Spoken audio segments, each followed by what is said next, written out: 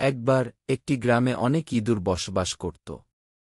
কিন্তু তাদের জীবনে শান্তি ছিল না, কারণ একটি ক্ষুধার্ত বিড়াল প্রায়ই তাদের ধরার জন্য তাড়া করত।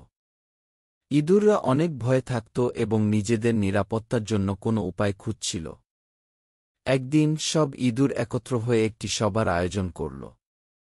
তারা সিদ্ধান্ত নিল যে বিড়ালের আক্রমণ থেকে রক্ষা পাওয়ার জন্য তাদের কিছু একটা করতে হবে। সবাই বিভিন্ন ধরনের পরামর্শ দিতে লাগল।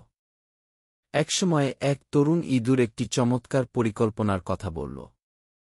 সে বলল, আমরা যদি বিড়ালের গলায় একটি ঘণ্টা বেঁধে দিই, তবে যখনই বিড়াল আসবে, ঘণ্টার শব্দ শুনে আমরা সতর্ক হয়ে পালাতে পারব। সবাই এই প্রস্তাব শুনে খুব খুশি হল এবং বলল, হ্যাঁ, এটি একটি চমৎকার ধারণা। কিন্তু ঠিক তখনই এক বয়স্ক ও জ্ঞানী ইঁদুর বলল, তোমাদের পরিকল্পনা সত্যিই চমৎকার।